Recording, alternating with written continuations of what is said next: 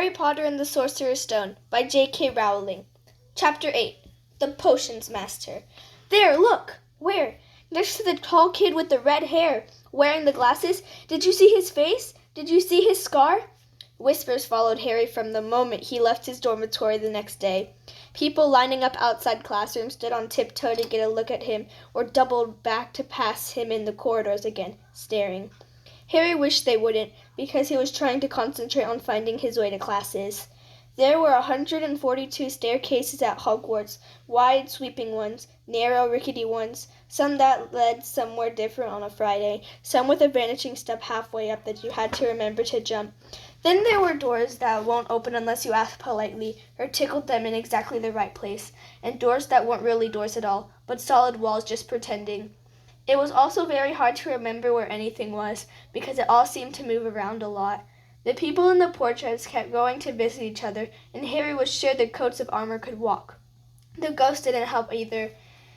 It was always a nasty shock when one of them glided suddenly through a door you were trying to open. Nearly Headless Nick was always happy to point new Gryffindors in the right direction, but Peeves the Poltergeist was worth 2 locked doors and a trick staircase if you met him when you were late for class.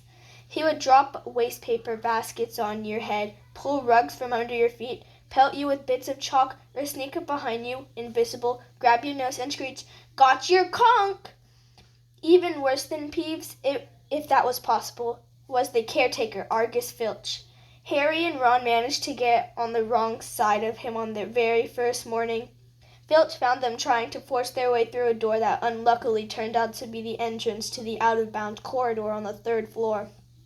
He wouldn't believe they were lost, was surely they were trying to break into it on purpose, and it was threatening to lock them in the dungeons when they were rescued by Professor Quirrell, who was passing. Filch owned a cat called Mrs. Norris, a scrawny, dust-colored creature with bulging, lamp-like eyes just like Filch's. She patrolled the corridors alone. Break a rule in front of her, put just one toe out of line, and she'd whisk off for Filch, who'd appear, wheezing 2 seconds later. Filch knew the secret passageways of the school better than anyone, except perhaps the Weasley twins, and could pop up as suddenly as any of the ghosts. The students all hated him, and it was the dearest ambition of many to give Mrs. Norris a good kick. And then, once you had managed to find them, there were the classes themselves. There was a lot more magic, as Harry quickly found out, than waving your wand and saying a few funny words. They had to study the night skies through their telescope every Wednesday at midnight and learn the names of different stars and the movements of the planets. 3 times a week they went out to the greenhouse behind the castle to study herbology, which a little dumpy little witch called Professor Sprout. With a dumpy little witch called Professor Sprout, where they learned how to take care of all the strange plants and fungi and found out what they were used for. Easily the most boring class was History of Magic, which was the only one taught by a ghost. Professor Binns had been very old indeed when he had fallen asleep in front of the staff room fire and got up the next morning to teach, leaving his body behind him. Binns droned on and on, while they scribbled down names and dates and got Emmerich the Evil and Uric the Oddball mixed up. Professor Flitwick, the charms teacher, was a tiny little wizard who had to stand on a pile of books to see over his desk. At the start of their first class, he took the roll call, and when he reached Harry's name, he gave an excited squeak and toppled out of sight. Professor McGonagall was again different. Harry had been quite right to think she wasn't a teacher to cross. Strict and clever, she gave them a talking to the moment they sat down in her first class. "Transfiguration is some of the most complex and dangerous magic you will learn at Hogwarts," she said. "Anyone messing around in my class will leave and not come back. You have been warned." Then she changed her desk into a pig and back again. They were all very impressed and couldn't wait to get started, but soon realized they weren't going to be changing the furniture into animals for a long time. After taking a lot of complicated notes, they were each given a match and started trying to turn it into a needle. By the end of the lesson, only Hermione Granger had made any difference to her match. Professor McGonagall showed the class how it had got all silver and pointy and gave Hermione a rare smile. The class everyone had really been looking forward to was Defense Against the Dark Arts, but Quirrell's lesson turned out to be a bit of a joke. His classroom smelled strongly of garlic, which everyone said was to ward off a vampire he met in Romania and was afraid would be coming back to get him one of these days. His turban, he told them, had been given to him by an African prince as a thank you for getting rid of a troublesome zombie, but they weren't sure they believed this story. For one thing, when Seamus Finnegan asked eagerly to hear how Quirrell had fought off the zombie, Quirrell went pink and started talking about the weather.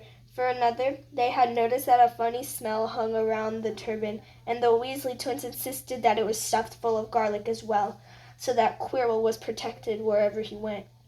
Harry was very relieved to find out that he wasn't miles behind everyone else. Lots of people had come from Muggle families and, like him, hadn't had any idea that they were witches and wizards. There was so much to learn that even people like Ron didn't have much of a head start. Friday was an important day for Harry and Ron. They finally managed to find their way down to the Great Hall for breakfast without getting lost once. "What have we got today?" Harry asked Ron as he poured sugar on his porridge. "Double potions with Slytherins," said Ron. "Snape's head of Slytherin House. They said he always favors them. We'll be able to see if it's true." "Wish McGonagall favored us," said Harry. Professor McGonagall was head of Gryffindor House, but it hadn't stopped her from giving them a huge pile of homework the day before. Just then the mail arrived. Harry had gotten used to this by now, but it had given him a bit of a shock on the first morning, when about 100 owls had suddenly streamed into the great hall during breakfast, circling the tables until they saw their owners and dropping letters and packages into their laps. Hedwig hadn't brought Harry anything so far. She sometimes flew in to nibble his ear and have a bit of toast before going off to sleep in the owlery with the other school owls. This morning, however, she fluttered down between the marmalade and the sugar bowl and dropped a note onto Harry's plate. Harry tore it open at once. It said in a very untidy scrawl, "Dear Harry, I know you get Friday afternoons off, so would you like to come and have a cup of tea with me around 3? I want to hear all about your first week. Send us an answer back with Hedwig. Hagrid." Harry borrowed Ron's quill, scribbled "Yes, please, see you later" on the back of the note, and sent Hedwig off again. It was lucky that Harry had tea with Hagrid to look forward to, because the potions lesson turned out to be the worst thing that had happened to him so far. At the start of term banquet, Harry had gotten the idea that Professor Snape disliked him. By the end of the first potions lesson, he knew he'd been wrong. Snape didn't dislike Harry. He hated him. Potions lessons took place down in one of the dungeons. It was quite colder here than up in the main castle, and would have been quite creepy enough without the pickled animals floating in glass jars all around the walls. Snape, like Flitwick, started the class by taking the roll call, and like Flitwick, he paused at Harry's name. "Ah, yes," he said softly, "Harry Potter, our new celebrity." Draco Malfoy and his friends Crabbe and Goyle sniggered behind their hands. Snape finished calling the names and looked up at the class. His eyes were black like Hagrid's, but they had none of Hagrid's warmth. They were cold and empty and made you think of dark tunnels. "You are here to learn the subtle science and exact art of potion making," he began. He spoke in barely more than a whisper, but they caught every word. Like Professor McGonagall, Snape had the gift of keeping a class silent without effort. "As there is little foolish wand-waving here, many of you will hardly believe this is magic. I don't expect you will really understand the beauty of the softly simmering cauldron with its shimmery fumes, the delicate power of liquids that creep through human veins, bewitching the mind, ensnaring the scenes. I can teach you how to bottle fame, brew glory, even stopper death. If you aren't as big a bunch of dunderheads as I usually have to teach." More silence followed this little speech. Harry and Ron exchanged looks with raised eyebrows. Hermione Granger was on the edge of her seat and looked desperate to start proving that she wasn't a dunderhead. "Potter," said Snape suddenly, "what would I get if I added powdered root of asphodel to an infusion of wormwood?" "Powdered root of what to an infusion of what?" Harry glanced at Ron, who looked as stumped as he was. Hermione's hand had shot into the air. "I don't know, sir," said Harry. Snape's lip curled into a sneer. "Tut, tut. Fame clearly isn't everything. He ignored Hermione's hand. "Let's try again, Potter. Where would you look if I told you to find me a bezoar?"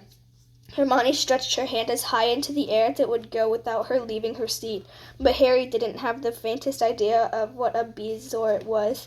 He tried not to look at Malfoy, Crabbe, and Goyle, who were shaking with laughter. "I don't know, sir." "Thought you wouldn't open a book before coming, eh, Potter?"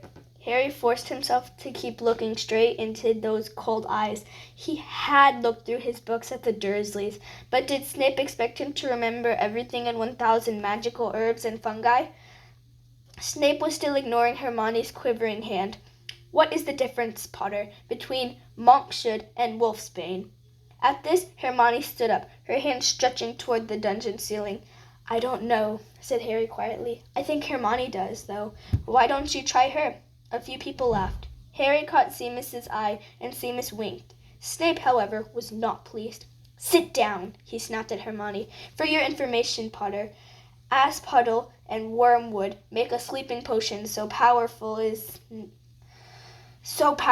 is known as the Draught of Living Death. A bezoar is a stone taken from the stomach of a goat, and it will save you from most poisons. As for monkshood and wolfsbane, they are the same plant, which also goes by the name of aconite. Well, why aren't you all copying that down?" There was a sudden rummaging for quills and parchment. Over the noise, Snape said, "And a point will be taken from Gryffindor House for your cheek, Potter." Things didn't improve for the Gryffindors as the potions lesson continued. Snape put them all into pairs and set them to mixing up a simple potion to cure boils.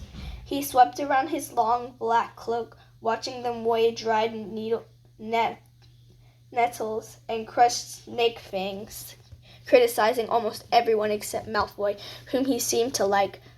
He was just telling everyone to look at the perfect way Malfoy had stewed his horned slugs when clouds of acid green smoke and a loud hissing filled the dungeon.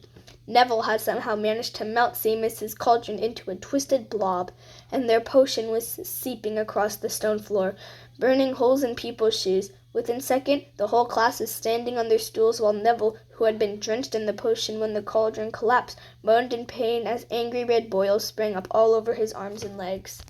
"Idiot boy," snarled Snape, clearing the spilled potion away with one wave of his wand. "I suppose you added the porcupine quills before taking the cauldron off the fire." Neville whimpered as the boils started to pop up all over his nose. "Take him to the hospital wing," Snape spat at Seamus. Then he rounded on Harry and Ron, who had been working next to Neville. "You, Potter, why didn't you tell him not to add the quills? Thought he'd make you look good if he got it wrong, did you? That's another point you've lost for Gryffindor." This was so unfair that Harry opened his mouth to argue, but Ron kicked him behind their cauldron. "Don't push it," he muttered. "I've heard Snape can turn very nasty." As they climbed the steps out of the dungeon an hour later, Harry's mind was racing, and his spirits were low. He'd lost 2 points for Gryffindor in his very first week. Why did Snape hate him so much? "Cheer up," said Ron. "Snape's always taking points off Fred and George. Can I come and meet Hagrid with you?" At 5 to 3 they left the castle and made their way across the grounds. Hagrid lived in a small wooden house on the edge of the Forbidden Forest. A crossbow and a pair of galoshes were outside the front door. When Harry knocked, they heard a frantic scrabbling from inside and several booming barks. Then Hagrid's voice rang out, saying, "Back, Fang, back!" Hagrid's big, hairy face appeared in the crack as he pulled the door open. "Hang on," he said. "Back, Fang!" He let them in, struggling to keep a hold on the collar of an enormous black boarhound. There was only one room inside. Hams and pheasants were hanging from the ceiling. A copper kettle was boiling on the open fire, and in the corner stood a massive bed with a patchwork quilt over it.